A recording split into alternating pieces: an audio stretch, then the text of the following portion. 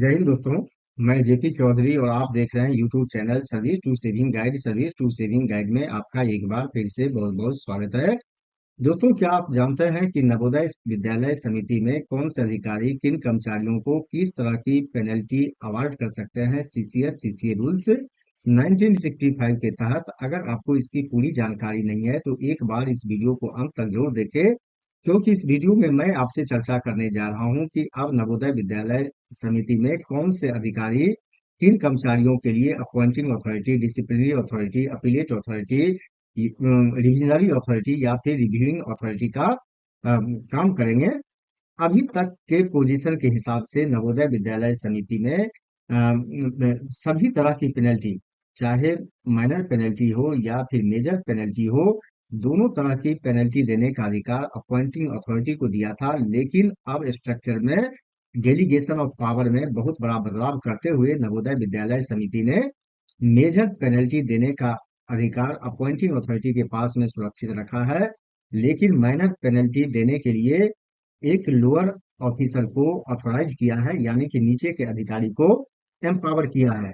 और साथ ही साथ ये भी बताऊंगा कि अगर कर्मचारी अपॉइंटिंग अथॉरिटी या फिर डिसिप्लिनरी अथॉरिटी के द्वारा दी गई पेनल्टी से खुश ना हो तो किस अधिकारी के पास में अपील कर सकते हैं, यानी कि उनके लिए कौन से अधिकारी अपीलेट अथॉरिटी का काम करेंगे, या फिर अपील में जो डिसीजन होता है उससे कर्मचारी अगर खुश ना हो तो किस अधिकारी के पास में रिवीजन या फिर रिव्यू एप्लीकेशन फाइल कर सकते हैं। तो इस पर भी डिटेल में आगे इस वीडियो में हम आपसे चर्चा करेंगे। लेकिन वीडियो को आगे बढ़ाने से पहले मैं आपको बता दूं कि सीसीएस सीसीए रूल्स 1965 के रूल 11 में 10 तरह की पेनल्टी का प्रावधान है, जिसमें 5 माइनर पेनल्टी है और 5 मेजर पेनल्टी होता है। तो आपको बता दूं कि माइनर पेनल्टी की कैटेगरी में किस तरह की पेनल्टी आता है। तो माइनर पेनल्टी में censure, withholding of promotion, recovery from pay, reduction to a lower stage in the time scale of pay by one stage, यानी कि एक स्टेज डाउन किया जा सकता है। और पांचवा है विदहोल्डिंग ऑफ इंक्रीमेंट्स ऑफ पे। ये जो 5 तरह का पेनल्टी है इसे माइनर पेनल्टी कहा जाता है। अब नवोदय विद्यालय समिति ने इस तरह की पेनल्टी देने के लिए अब लोअर अथॉरिटी को ऑथराइज किया है, यानी कि पावर डेलीगेट किया है। और जहां तक मेजर पेनल्टी की बात है तो इसमें आता है reduction to a lower stage in the time scale of pay for specified period. दूसरा होता है reduction to lower time scale of pay, grade, post और सर्विस, यानी कि पे को कम कर सकता है, ग्रेड को कम कर सकता है, पोस्ट को कम कर सकता है, या फिर सर्विस में रिड्यूस कर सकता है। और तीसरा होता है कंपलसरी रिटायरमेंट, चौथा रिमूवल फ्रॉम सर्विस और पांचवा डिसमिसल फ्रॉम सर्विस। तो जो ये 5 तरह की मेजर पेनल्टी होता है तो इसे देने का अधिकार अभी भी अपॉइंटिंग अथॉरिटी के पास में ही सुरक्षित रखा गया है। लेकिन कई केस में माइनर पेनल्टी देने का अधिकार लोअर अथॉरिटी को दिया गया है। तो आगे अब हम जानते हैं कि किन कर्मचारियों के लिए कौन सा अधिकारी अब appointing authority, disciplinary authority, appellate authority, revisionary authority या फिर रिव्यूइंग अथॉरिटी का काम करेंगे। तो सबसे पहले बात करते हैं हेडक्वार्टर के कर्मचारियों का। तो हेडक्वार्टर में जितने भी ग्रुप ए पोस्ट है, तो यानी कि इसमें जो जीएम है या फिर आईएफ है, इन दोनों को छोड़कर जो डिसिप्लिनरी अथॉरिटी का काम करेंगे, सभी तरह की पेनल्टी अवार्ड करने का पावर होगा या कमिश्नर के पास में होगा, यानी कि कमिश्नर इन अधिकारियों के लिए डिसिप्लिनरी अथॉरिटी का काम करेंगे। Appellate authority vice chairman NVS अब काम करेंगे। रिव्यू अथॉरिटी का भी काम वाइस चेयरपर्सन एनवीएस करेंगे। अब जहां तक बात है section officer admin, section officer finance and accounts, senior translation officer, junior system analyst, assistant engineer या फिर प्राइवेट सेक्रेटरी, तो इनको सभी तरह की जो पेनल्टी है तो इसे देने का अधिकार जेसी एडमिन के पास में दिया गया है, यानी कि जेसी एडमिन के ज्वाइंट कमिश्नर एडमिनिस्ट्रेशन के पास होगा। अगर इससे कर्मचारी खुश ना हो तो कमिश्नर के पास अपील कर सकते हैं। अगर इससे भी खुश ना हो तो रिव्यू के लिए वाइस चेयरपर्सन एनवीएस के पास एप्लीकेशन फाइल कर सकते हैं। अब जो तीसरे कैटेगरी में है ASO, audit assistant, ad assistant, legal assistant, state assistant, junior translation officer, junior engineer, personal assistant, SSA, computer operator, stenographer, senior steno operator, electrician, तो इनके लिए यानी कि इनको सभी तरह की जो पेनल्टी अवार्ड किया जा सकता है। तो डिप्टी कमिश्नर जो एडमिन होंगे हेडक्वार्टर के, तो उनको डिसिप्लिनरी अथॉरिटी बनाया गया है, यानी कि डिप्टी कमिश्नर सभी तरह की पेनल्टी अवार्ड कर सकते हैं। और इनके खिलाफ यानी कि डिप्टी कमिश्नर अगर किसी भी तरह की पेनल्टी देते हैं तो इसके खिलाफ जेसी एडमिन के पास में अपील किया जा सकता है। और जेसी एडमिन का जो फैसला होता है अपील में, तो इसके खिलाफ कर्मचारी चाहे तो कमिश्नर के पास रिवीजन या फिर रिव्यू के लिए अप्लाई कर सकते हैं। और फोर्थ कैटेगरी में है जेएसए स्टाफ कार ड्राइवर और एमटीएस। तो इनको सभी तरह की जो पेनल्टी है तो उसे देने का अधिकार एसी एडमिन हेडक्वार्टर के पास में दिया गया है, यानी कि एसी एडमिन अब डिसिप्लिनरी अथॉरिटी का काम करेंगे और DC admin headquarter appellate authority का काम करेंगे। और ज्वाइंट कमिश्नर एडमिन अब रिव्यू या फिर डिविजनरी अथॉरिटी का काम करेंगे। अब इसमें एक क्लियर किया गया है कि अब जैसे स्टाफ का ड्राइवर, एमटीएस, इन सभी के लिए अपॉइंटिंग अथॉरिटी अब असिस्टेंट कमिश्नर एडमिन हेडक्वार्टर होंगे। अब बात करते हैं रीजनल ऑफिस की। तो रीजनल ऑफिस में जो डिप्टी कमिश्नर है, तो डिप्टी कमिश्नर को सभी तरह की जो पेनल्टी है कमिश्नर अवार्ड कर सकते हैं, यानी कि डिसिप्लिनरी अथॉरिटी का काम कमिश्नर देखेंगे। अपीलेट अथॉरिटी का काम वाइस चेयरपर्सन एनबीएस करेंगे। रिव्यूइंग अथॉरिटी का पावर भी वाइस चेयरपर्सन एनबीएस को दिया गया है। असिस्टेंट कमिश्नर को सभी तरह की पेनल्टी कमिश्नर अवार्ड कर सकता है। और अपीलेट अथॉरिटी का काम वाइस चेयरपर्सन एनबीएस करेंगे। और रिव्यूइंग अथॉरिटी का काम भी वाइस चेयरपर्सन एनबीएस को दिया गया है। Section officer admin and section officer finance and account को सभी तरह की पेनल्टी जेसी एडमिन अवार्ड कर सकते हैं। और जेसी एडमिन के खिलाफ कमिश्नर के पास में अपील कर सकते हैं। और इससे भी संतुष्ट न हो तो वाइस चेयरपर्सन के पास में रिवीजन या फिर रिव्यू एप्लीकेशन फाइल कर सकते हैं। ASO, audit assistant, PA, JTO, stenographer, SSA, computer operator को सभी तरह की पेनल्टी डिप्टी कमिश्नर जो रीजनल ऑफिस के डिप्टी कमिश्नर है अवार्ड कर सकता है, यानी कि डिसिप्लिनरी अथॉरिटी का काम अब डिप्टी कमिश्नर रीजनल ऑफिस करेंगे। और इसके खिलाफ अपील जेसी एडमिन के पास में होगा, यानी कि अपीलेट अथॉरिटी का काम जेसी एडमिन करेंगे।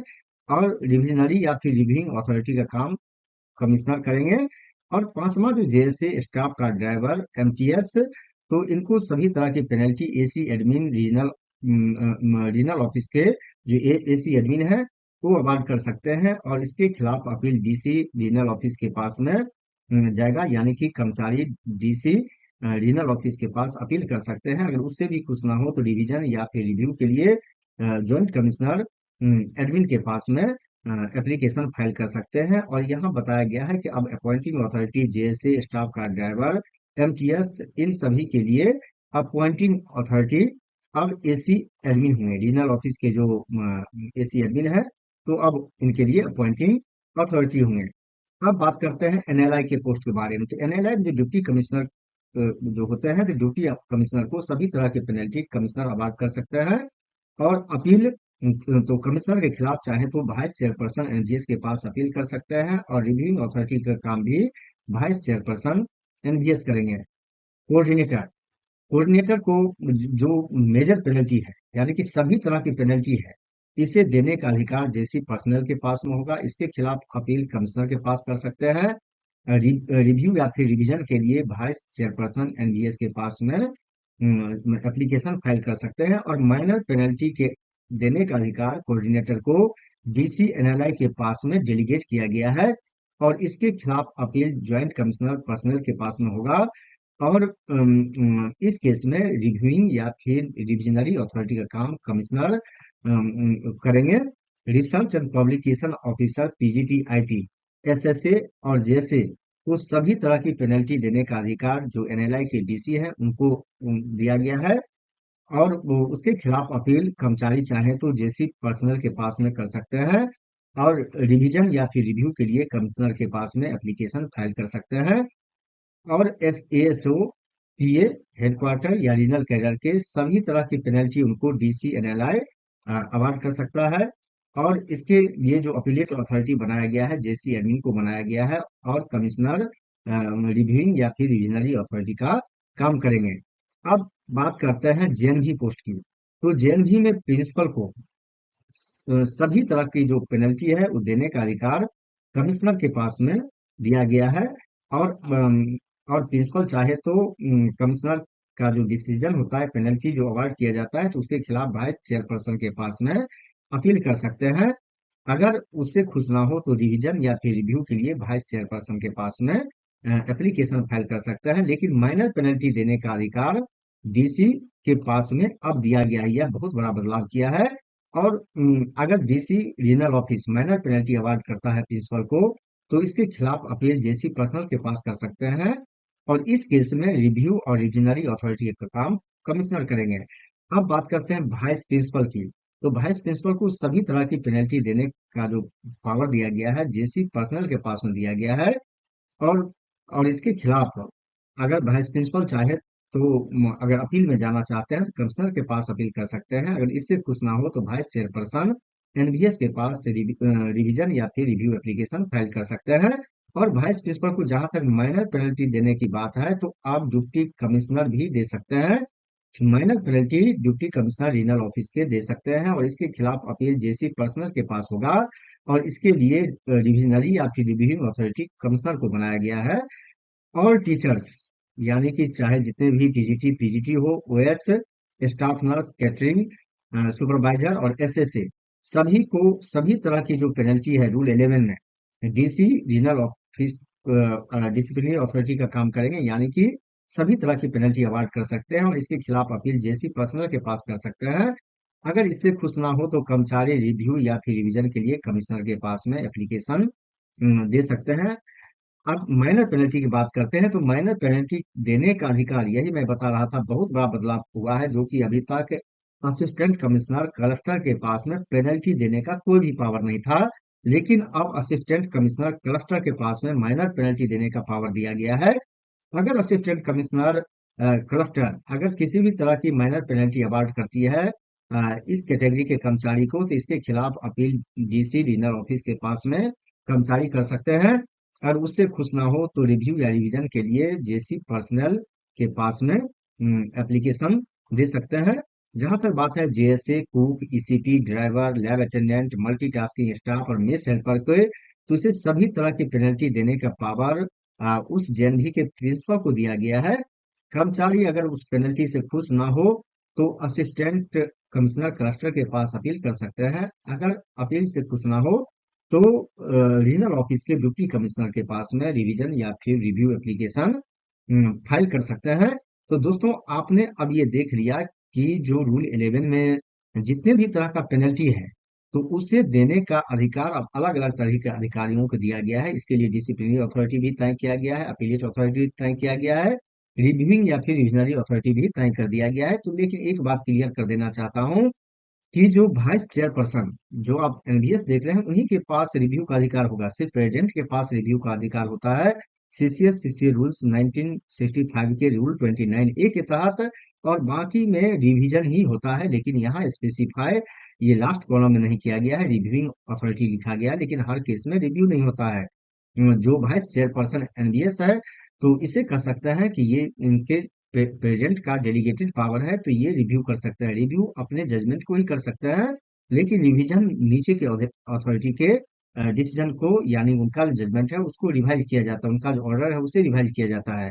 तो दोस्तों, अब मुझे पूरा विश्वास है कि अब आपको पूरी जानकारी मिल गई होगी कि नवोदय विद्यालय समिति में अब कौन से अधिकारी appointing authority, disciplinary authority, appellate authority, revisionary authority और रिव्यूइंग अथॉरिटी का काम करेंगे। तो जिन अधिकारियों को सभी तरह के पेनल्टी देने का पावर दिया गया है, वही अधिकारी अपॉइंटिंग अथॉरिटी भी होते हैं। और सभी तरह की पेनल्टी देने का अधिकार सिर्फ अपॉइंटिंग अथॉरिटी के पास में ही होता है। लेकिन नवोदय विद्यालय समिति ने अब इसके लिए जो माइनर पेनल्टी है वो कोई भी अधिकारी दे सकता है, इसलिए उसके लिए अलग से अधिकारी को पावर डेलीगेट किया गया है। तो दोस्तों, मुझे पूरा विश्वास है कि यह वीडियो आपको अच्छा लगा होगा, जानकारी अच्छी लगी होगी। यह वीडियो अच्छा लगा तो आप इसे ज्यादा से ज्यादा लाइक और शेयर जरूर करें। इस वीडियो को अंत तक देखने के लिए आपको बहुत बहुत धन्यवाद।